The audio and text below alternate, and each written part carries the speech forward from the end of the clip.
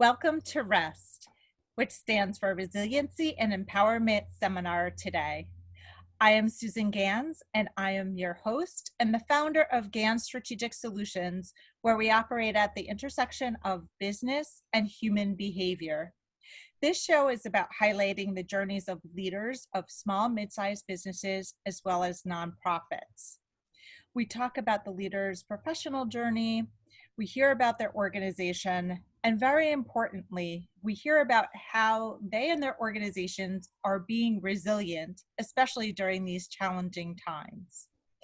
It is such an honor today to have my guest, Kerri Kaplan. A bit about Kerri. She is the co-founder, president, and CEO of the Lustgarten Foundation, which is America's largest private funder of pancreatic cancer research and is relentlessly focused on improving patient outcomes. Kerri oversees all aspects of the Lustgarten Foundation's operational activities, including major fundraising initiatives, patient outreach, and the Foundation's in-depth research portfolio. Early in her career with the foundation, Kerri worked with Cablevision Systems Corporation to secure its commitment to underwrite all the foundation's administrative expenses. She was very entrepreneurial on this because she wanted to make sure that 100% of every dollar donated went directly to funding significant research on early detection, new treatments, and personalized medicine. Under her leadership, the Lustgarten Foundation has directed more than $165 million to research, leading to significant breakthroughs in the field. In addition, Kerri is responsible for community outreach programs and encompassing more than 300 local events and over 40 walks annually. And she's played a significant role in expanding outreach to pancreatic cancer research, cancer patients by co-founding what's called Let's Win Pancreatic Cancer Foundation, an affiliate of the Lustgarten Foundation. And this platform enables doctors, scientists, and patients to share fast-breaking information on potentially life-saving pancreatic cancer treatments and clinical trials. The Lustgarten Foundation, under Kerri's leadership, has been rated a 4-star charity by Charity Navigator, which is an amazing accomplishment. And before joining Lustgarten, Kerri served as the executive director of the Long Island chapter of the Leukemia and Lymphoma Society. She holds a business administration degree from Emory University and lives on Long Island with her husband and 2 sons. So welcome to the show, Kerri. Thank you. Thank you so much for having me and for highlighting the work of the Lustgarten Foundation. It is my pleasure. And as we were sharing before we started the interview, this is a very personal conversation today, as I shared that my dad was diagnosed with stage 4 pancreatic cancer sort of out of nowhere in 2001, and was given 3 months to live, and the gift was that he lived for 7 months after he said 3 months. So I really appreciate the work that the Lustgarten Foundation is doing around the research and also around the family system. Yeah, well, so important, because nobody should have to hear that from their doctor, and that's what our goal is, really, to find a cure for this disease. Wonderful, really important. So take us back, Kerri, to the early days of your career, of how you were studying marketing and then got into the nonprofit world. Tell us about your journey.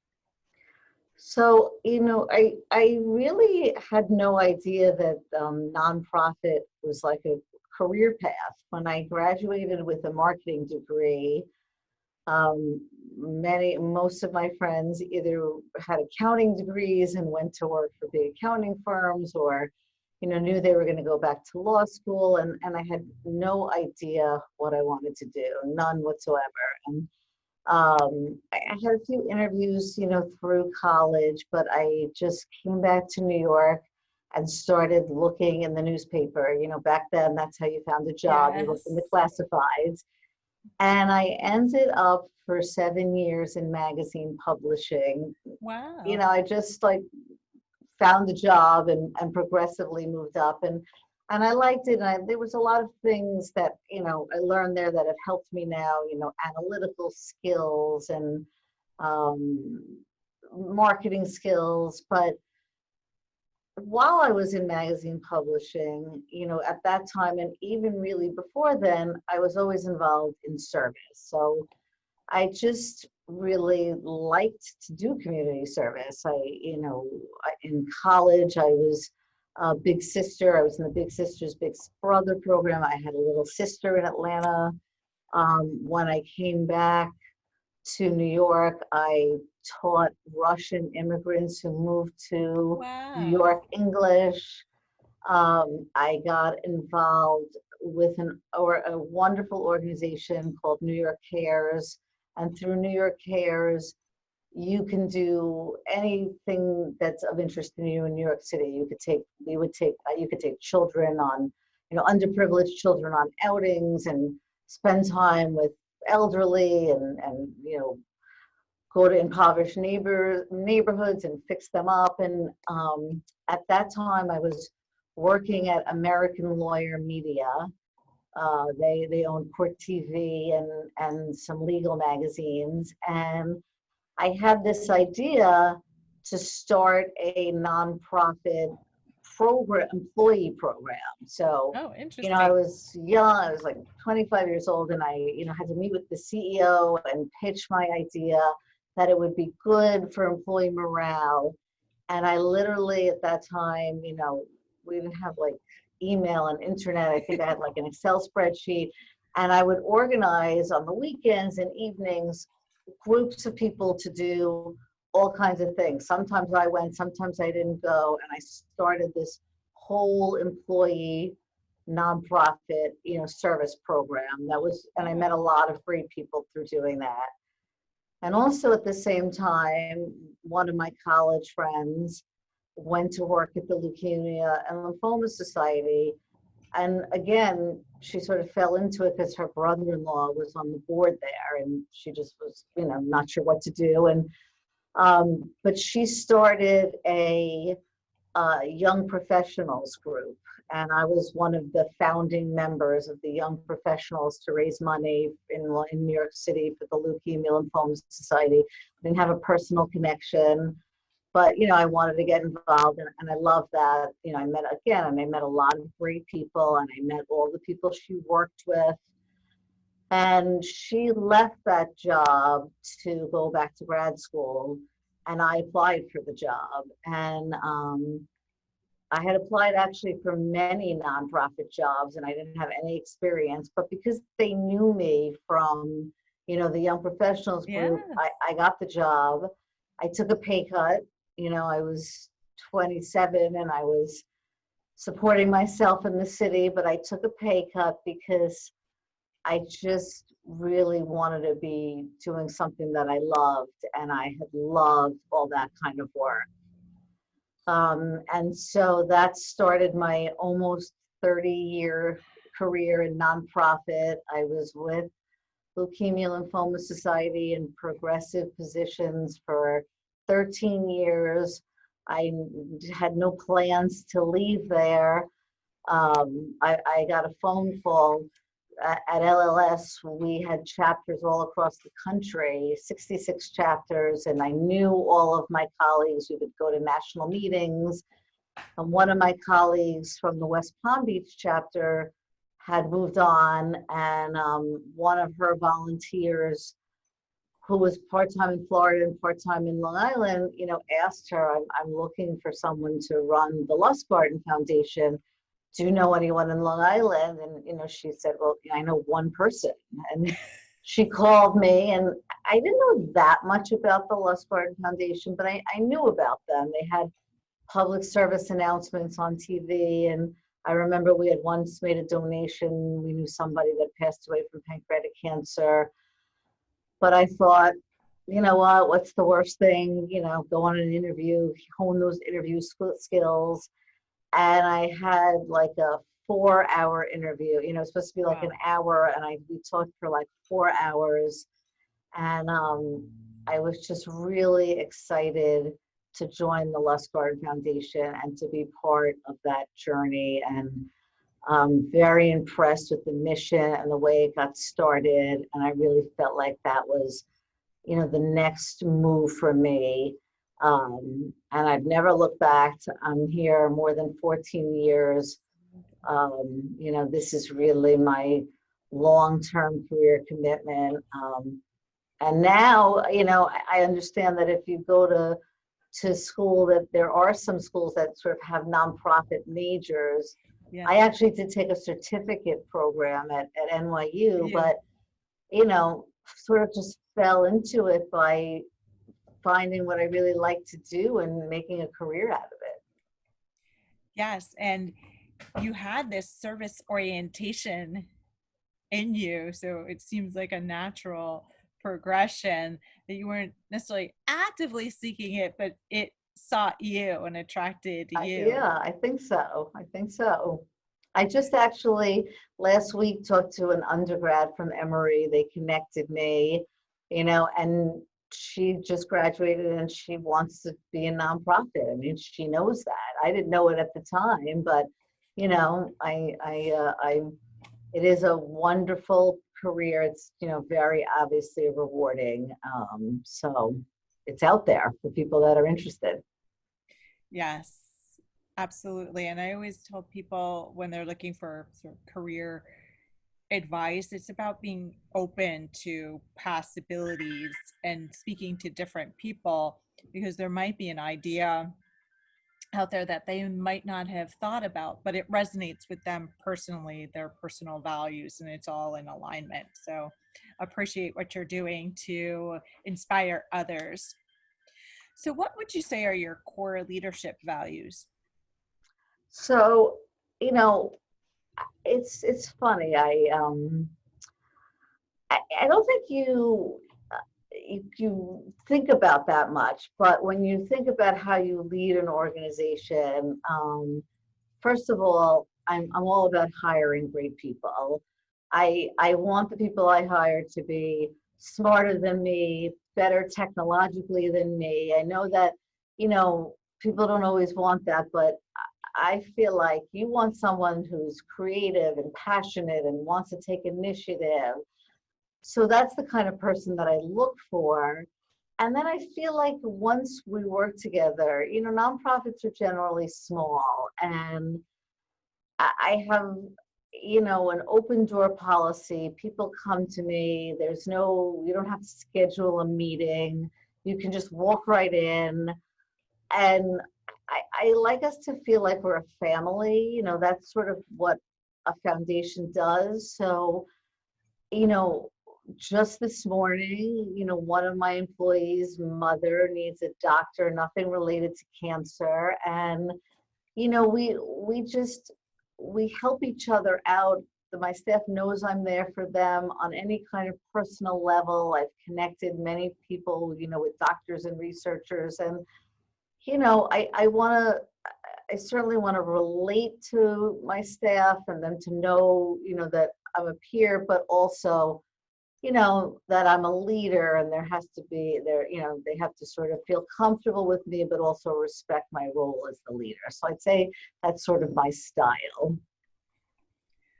Wonderful. And in these days where we are remote and now just starting to get back into the office, how are you creating that community and connection with your staff and also with the people that you serve? Well, we think about that a lot. I was very concerned about that, especially because it was like one day we were here and we had no intentions of closing the office. And then the next day it was like, just come and get your stuff, go home, and we'll figure this out. So, for my staff, there's definitely a lot of interaction. You know, I have every week senior staff meetings, one-on-one with my staff, and I encourage all my staff to do that with their staff. We have regular Zoom staff meetings, you know, where we're in touch all the time. And, you know, for our constituents, that was also very important. I would say what I spent like the first couple of weeks doing was just outreach to our donors, our patient families. You know, one of the things we immediately said was we need to be a resource for patients on how to deal with COVID. We did a lot of research on that, and we put out a couple of blogs on that, and we sent an email to our patients. And then for our constituents, that they needed to know that we're still here, we're still open, we're still in business, you can still reach us. For our research community, you know, we needed them to know that your grant funding is still there, you don't have to worry about that. So it was just tremendous outreach by email, by phone, by Zoom, really staying in touch and letting them know that we're still here. Was a big part of it. Yes, it sounds like the communication and over communication was so important to establish with your staff. You can still reach out, we're still here. It doesn't matter physically where we are, and resonating that same message with your constituents and your patient families. We're still here, and to the research, we're still going to give out the money. It's just for doing it in a different way. Yes, and you know, I think that our company, like many, have found that this is working. You know, everybody, I had no doubt that everybody would continue to work hard. We're a very small staff. We're very lean and mean. So I had no doubt that everybody would do their work. And honestly, I also do worry, we're a small staff, about everybody's like mental health. You know, I have a few staff members that are at higher risk for severe symptoms. I have some that live alone. So we've like also really tried to be there in that sense. You know, we did, you know, one thing we did together was a Zoom painting happy hour after work, and we all have our pictures that we will now eventually have in our offices. You know, we tried to do fun things, and I tried to just, you know, you have to really check in on people that, you know, you know, this affected people in so many ways, personally, and, you know, our obviously nonprofits have taken a fundraising hit, you know, how people felt about that. You know, I really was concerned about people not being depressed, and every staff meeting I kept saying, you have to get fresh air, you have to take a break during the day, you have to go outside for walks, like you have to take care of yourself too. And I feel like that was very important.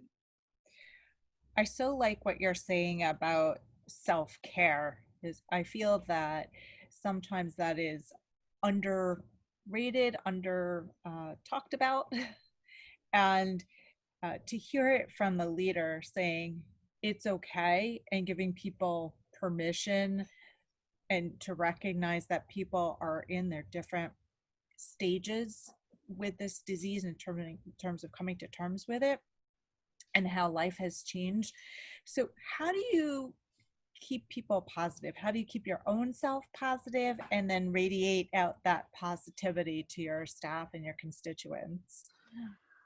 You know, it's just, I think when you do something like, you know, working in the field of pancreatic cancer where it's such a deadly disease, like you just know that you have to be there for your people. So I think you know that so many people need you, that if you're not positive, how can you expect them to be positive? I mean, how can you expect a patient who may have to who's so scared that they may not be able to get their treatment positive if you're not positive? So I really, you know, for me, I had never done yoga before. I started doing like Zoom yoga. I really liked it. And I liked the idea that I wasn't doing it in a room full of people that were watching me. Um, and I really feel like we had to make big deals out of little wins that we did, that we had. You know, even though our walks have been severely affected by this, we launched our first ever national virtual walk where the idea was even if there's not a walk in your neighborhood, you can still walk with Lustgarten, you know, just in your neighborhood. So, you know, because we don't have a walk in Texas, now we do because we have this national virtual walk. And you know, it raised money and people really liked it and they joined it. And, you know, we've tried to do things a little bit differently maybe than we've done them before. And just we're changing all the time, what we're doing. We just have to. Absolutely. It's this adjustment period of constantly being flexible, I think is a mantra now for all of us. Can you speak to empowerment? How you empower yourself, how you empower others? I think the first time I really learned about empowerment for myself was the change from LLS to Lustgarten. Because LLS was a very large national organization with chapters, and you know I led a chapter, but a lot of the policy and the fundraising was set by a home office. So we all had the same kinds of programs, and we just sort of executed them and that was successful. But when I came to Lustgarten, you know, it forced me to have to be a leader and make decisions and live with the decisions, whether they're, you know, and be accountable for mistakes, you know, and um, you know, I'm definitely proud that I was empowered to help grow, you know, a pretty small organization to what's now the largest private funder of pancreatic cancer research. And, you know, we've tried a lot of ideas. Some worked, some didn't work. You know, I remember, you know, with my marketing background saying, well, you know, we have all this Cablevision support. We need to have all of our messaging on the cable bills. You know, we could reach 3 million people through the cable bills. And I still think it was a good idea, but then all of a sudden we started getting lots of phone calls from people that thought we could help them with their cable problem. And my staff said, like, maybe this wasn't such a good idea. But you know, so you know, you lived with your wins and your losses, and you know, I really try to tell my staff, take initiative. It's okay to make a mistake, but be a leader. You know, make a suggestion. There's no bad ideas. That you know, you may make a mistake that fails and it may be serious, but you're not going to learn. You only learn from making mistakes and living with those consequences. So it sounds like that learning culture has really helped you and brought out some creative ideas that maybe you wouldn't have tried before if there was an environment where people were too afraid to fail. Yep. And so making it okay to fail and learn from it is so important. Yeah, one of my chief scientists has a thing on his blackboard that says, fail often, but fail quickly. Yes, So, you know, it's okay to do it a lot, but you got to get it done and move on. absolutely. I also have a mentor who says, you know, fail fail forward and fail quickly. And Yeah, exactly, move same on. idea. So, if you had to have a conversation with your younger self, what would you say to her in terms of things you might have learned along the way that you wish you would have learned earlier? Speaking of learning. I think, you know, especially when you work in a disease where, you know, you you get this diagnosis and your life changes on a dime. So, you know, you never expect, people don't ever think they're going to get pancreatic cancer. Then all of a sudden No. they're thrown into this very lethal disease. So, and I'm sort of obviously a type A kind of personality. And I think the two things that I've learned that I did not know when I was younger was kind of A, don't sweat the small stuff. Um, it's really hard to be that way when you're, have that kind of type A personality, but you got to get past that. And the other thing I also really really feel good about as an adult to my younger self was this idea of don't stand on ceremony. So, you never know what's going to happen to someone you love. And it just seems so silly to me when I was younger about, if I didn't get, you didn't get invited to something and then you got invited and I wasn't going to go because I wasn't invited to begin with. Or I remember some story about, that when I was not invited to a sleepover and then she said to sleep over and I was having a great time and I insisted on going home because I wasn't invited originally. Like that and the small stuff, it's just so unimportant and what's really important in life. So like worry about the bigger things and don't hold grudges because if somebody gets this diagnosis, you're going to be sorry that you weren't, that you want to have been able to say that everything you could and have felt good about what you did with that person before and now obviously going forward with that diagnosis. What you're saying is resonating with me as somebody who also is type A and is a recovering perfectionist. Right. That letting go is so important. So I'm so glad that you're getting that message out. So, Kerri, in wrapping up, what would you like people to remember about our conversation today? So I think it's just no matter what you decide to do in your life, you have to be passionate about it. So it doesn't have to be service or nonprofit, but I think not only passionate about it so that you feel good, but if you that will make you good at your job and a better leader. Whatever your passion is, you're not going to be good at what you do if you don't love it. I mean, I didn't know anything about pancreatic cancer per se when I first started. And now I always get this question, what's your personal connection? Because I can speak about it so easily because I am so connected to the community that people just assume and they're surprised that I didn't have a personal connection because like the passion for supporting pancreatic cancer research and our mission just like oozes out of me. And just whatever you do something that you love and you're passionate about it. I made fun of, when I was a marketing major, all my friends were accountants.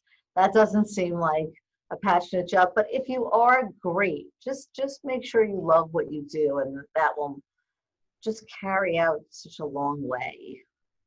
Absolutely. I think what you're saying is be in alignment with the things that drive you, that where you can be your authentic self.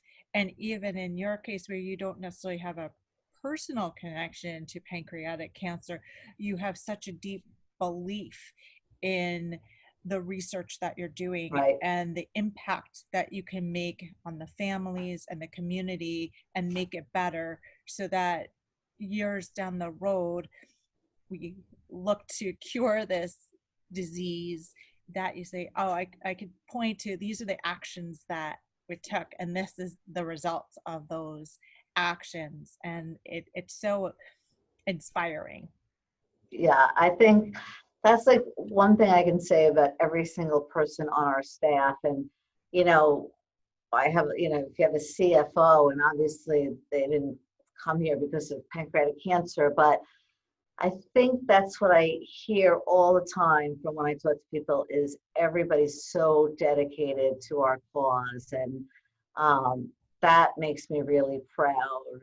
And I think that's what's awesome about the Lustgarten Foundation. You know, from our staff to our board to our volunteers to our researchers, there's just this need to do better. And I think even personally, what I hear from families, because at first I was really surprised at why families would want to stay involved when they lost their loved ones. But this idea that no one should have to go through what I went through, and I want to make it better for the next person is just the most fabulous thing that I see all the time from our people that are involved with us, from our constituency. Even you, by highlighting Lustgarten on your show.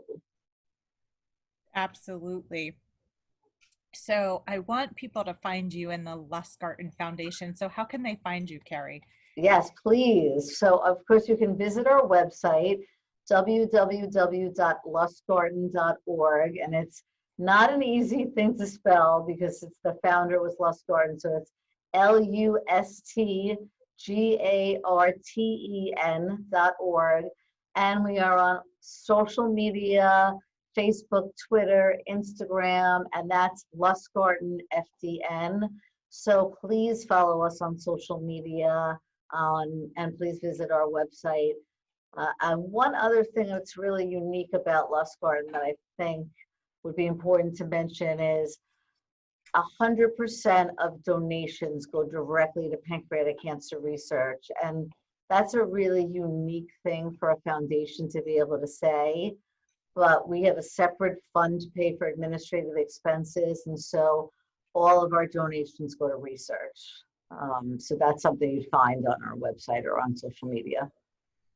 Fantastic. So I'm going to repeat these ways Please. to engage. So it is www.lustgarten.org. So that's LUSTGARTEN.org.